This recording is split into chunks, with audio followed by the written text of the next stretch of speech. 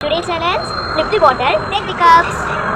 சஞ்சய் அங்கே உட்காந்துருக்கான், நான் இங்கே உட்காந்துருக்கேன். இதெல்லாம் வந்து என் கப், சஞ்சய் வந்து இங்கே வச்சுருக்கான் கப்ஸ். அவன் அப்படியே எடுத்து வைப்பான். இதெல்லாம் வந்து அவன் 3, 2 பக்கம் இருக்கான்.